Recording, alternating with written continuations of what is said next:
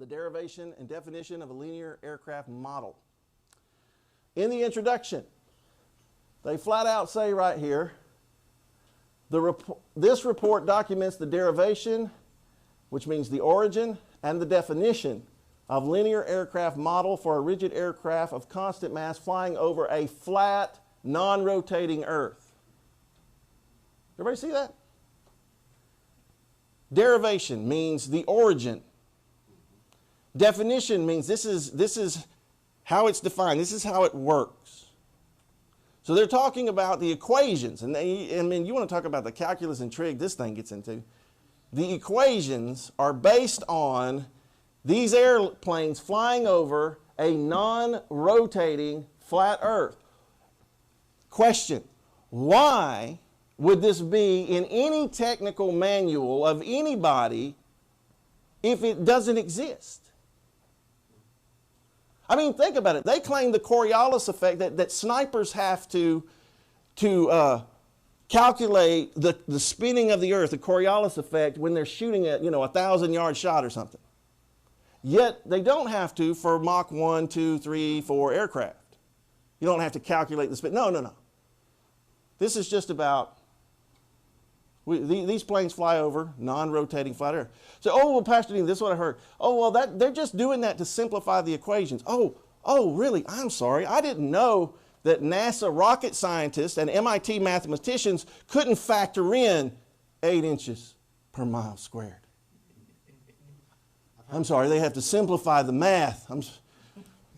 Maybe they missed a class at MIT or something. I don't know. But this is crazy. Now, you can try to dismiss this if you want to, but it's also in the conclusion, the concluding remarks of the report and all the math and the equations.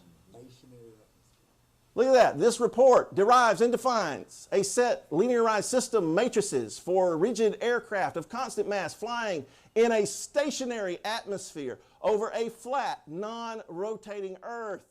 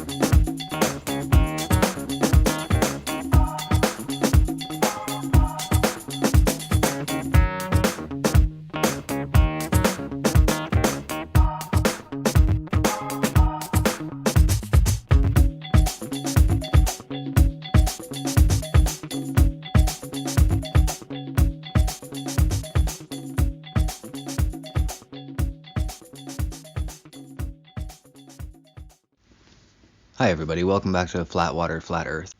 Today I'm presenting some evidence that a gentleman has provided to me, talking about his experience of visiting Antarctica. This is not the first time I've received a message like this. I've received a few of them.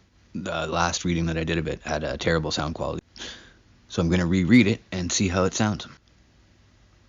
This gentleman is asking for assistance from material scientists in order to validate a sample that he has kept from his travels.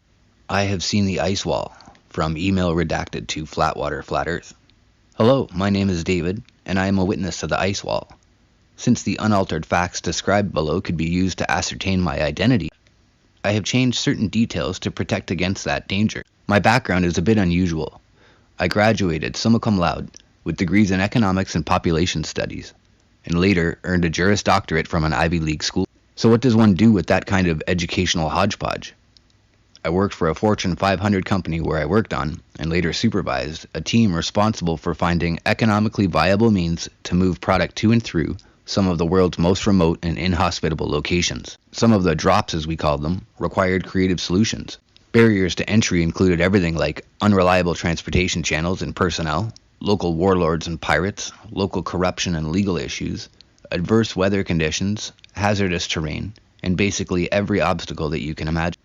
In 2005, still relatively young, and almost 30, and having a taste for adventure, I applied for work at what was advertised to be a minimum 3-year assignment at an Antarctic research post. The job for which I applied was a human resources type job, and they were keen for someone with experience in the shipping industry. It wasn't a terrific fit for my experience and skill set, but it was close enough that I gave it a shot.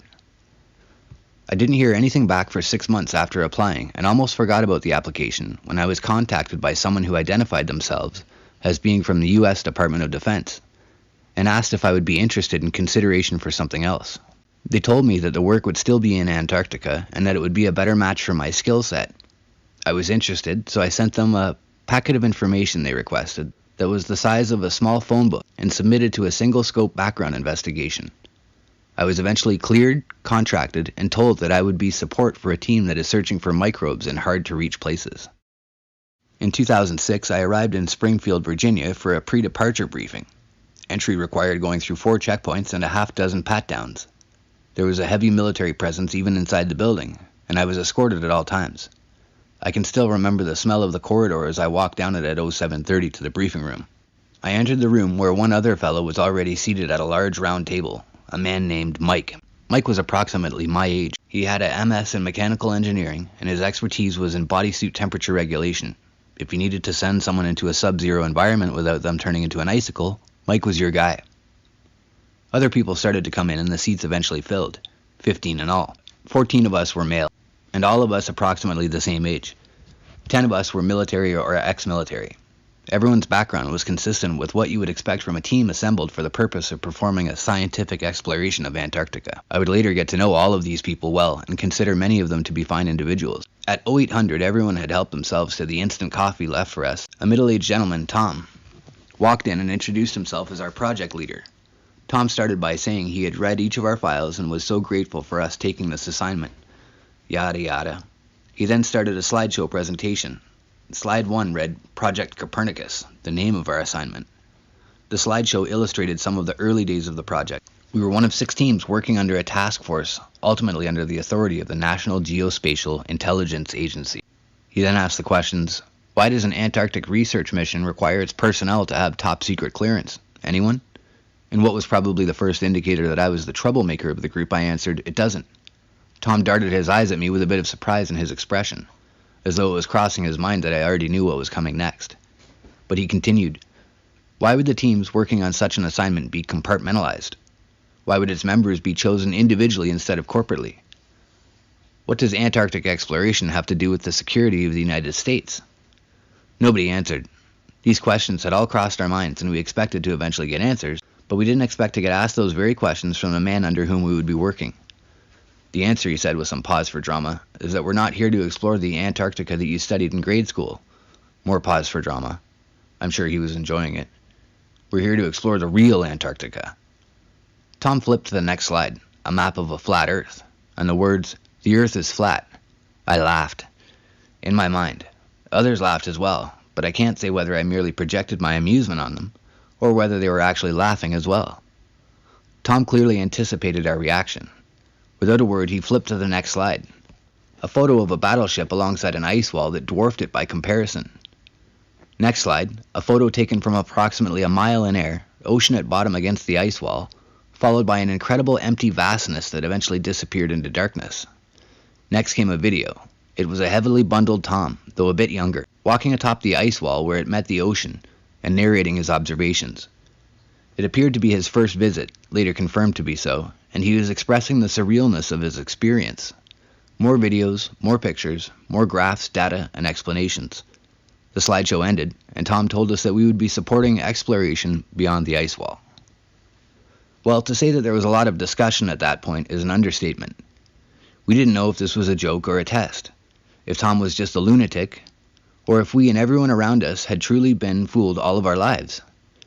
I had been programmed, and this data did not work within the confines of that program. I had to see it for myself. 2 weeks later, I did. The team traveled by ship. The journey was incredibly long. The days kept getting colder. Eventually, we reached the wall. The first thing that struck me was that it was so irregular in height and shape. The illustrations and videos that Tom showed us seemed to illustrate a uniformity about it, but seeing it in person revealed that this wasn't the case. Some sections of the wall were sloped, while others were not. I would describe some areas to be 2 to 3 times the height of the Washington Monument, while others appeared to be much taller than that. On this particular visit, I did not leave the ship and therefore did not see things from atop the wall, but I can confirm that the wall is gigantic and appears almost infinite. This just scratches the surface of my experience and observations.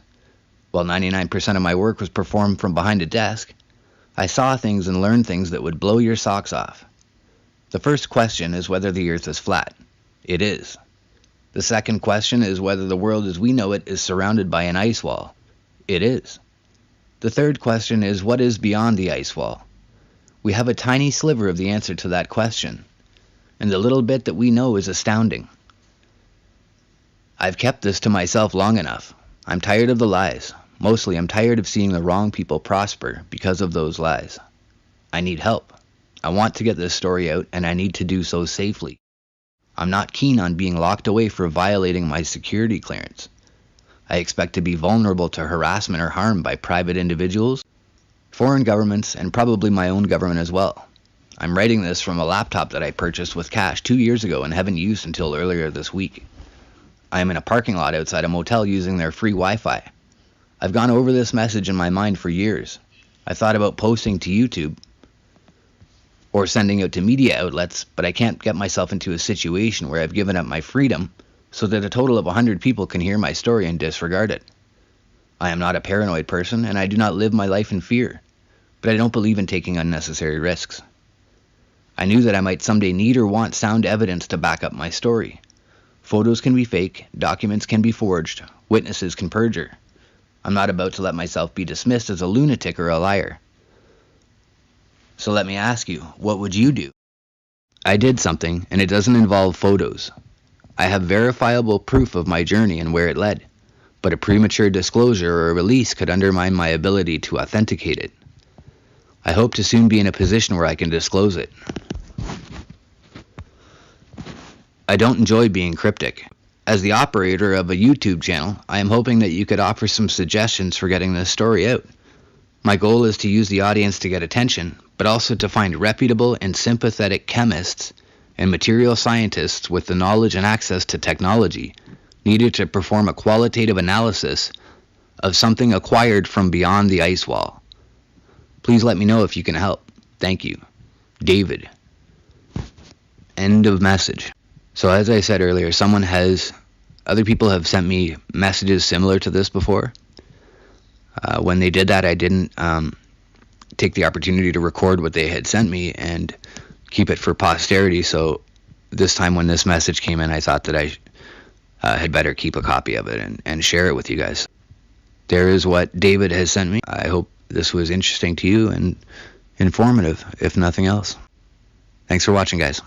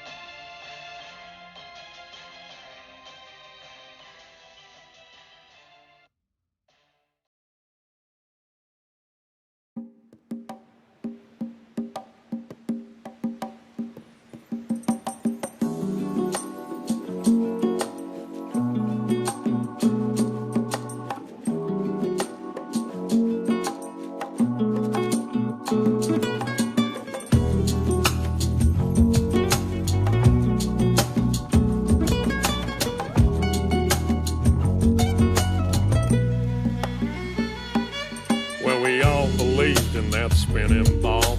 Indoctrination blinded us all. From the very first day that we went to school, they put a globe in your face and that thing looked cool. The teacher explained how it all worked. Of course it sounded so berserk, but who was I to question it? Because I was just a tiny kid. It sounded crazy as could be, but teacher would never lie to me. She was real nice, she didn't know. She too was taught to believe in that globe. I don't blame her, it wasn't her fault. She was only repeating what she'd been taught. I went through life believing that lie. That spinning ball was now in my mind. Don't let them take your mind. Don't let them take your mind, man. Don't let them tell you that you are not divine. Don't let them do it, man, no. Take control of your soul. Take back control. Yeah. Find the truth, find it all. Find it all, man. Yeah. Don't believe their lies. Don't believe it, man. Let them take your mind. Don't let them take your mind, man. Alright, man, listen up. So I'm hurling through space on a road to nowhere. So I live my life without a care, cause I was taught that there ain't no creator. That's what I was told from my educator. So I live my life so selfishly, there ain't gonna be no hell for me. I'll do what I want with no care for others, with no respect for my brothers. Until one day when I woke up and I drank some truth with my coffee cup. I learned that things ain't what they seem. This so-called reality is just a dream. There's deception everywhere that I look. The news, the TV, and in my school books. And pretty soon I realized that everything's just a pack of lies, man. Don't let them take your mind. Don't let them take your mind, man. Don't let them tell you that you are not divine. Don't let them do it, man. No. Take control of your soul. Take back control. Yeah. Find the truth, find it all. Find it all, man. Yeah. Don't believe their lies. Don't believe it, man. Let them take your mind. Let them take your mind, man. Yeah, man. It's deception on a biblical level. It's orchestrated by the devil. Many think that hate don't exist, but that's what he wants, that's one of his tricks. But I found out that that dude's real, and I tell you, man, that's a bitter pill. So I questioned everything I was told. I had to question that spinning globe. I had to relearn it all again and get some truth inside this brain. And pretty soon I realized that the globe I was taught was a pack of lies. So I studied as hard as can be. I found the flat earth conspiracy. Man, it hit me like a ton of bricks. The globe I was taught was a devil's trick. Don't let them take your mind. Don't let them take your mind, man. Don't let them tell you that you are not divine. Don't let them do it, man. Don't. Take control of your soul. Take back control. Yeah. Find the truth, find it all. Find it all, man. Yeah. Don't believe their lies. Don't believe it, man. Let them take your mind. Let them take your mind, man. I started to connect the dots, and I'm telling you, man, there are lots. I soon realized that the earth was flat. It's not a belief, man, it's a fact. And once I found out that reality, well, it did a funny thing to me. For a while there, I was pretty shocked, but now I know that there is a God. And once you get to that point of understanding, and once you know there ain't no moon landing, and once you know that space is fake, you view your life with a different take. It ain't just random chance that we're here. We ain't living on no stupid sphere. It ain't some ridiculous spinning ball. The earth is flat and God created it all. Don't let them take your mind. Don't let them take your mind, man. Don't let them tell you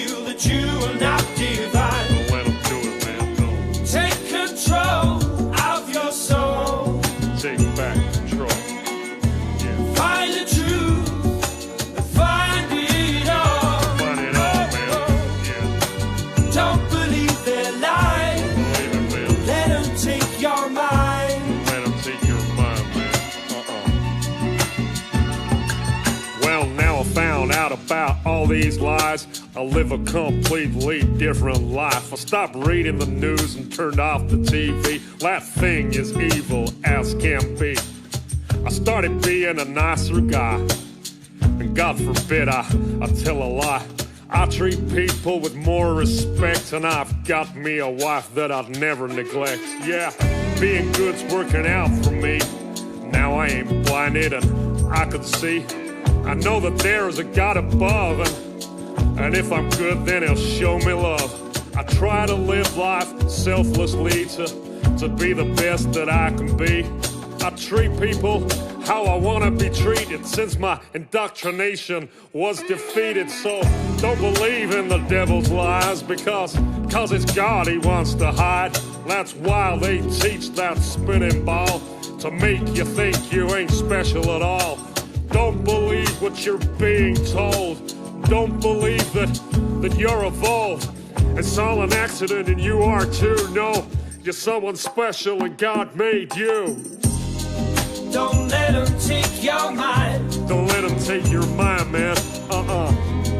Don't let them tell you that you are not divine. Don't let them do it, no. Take control of your soul. You gotta take back control. Find the truth. Find the truth.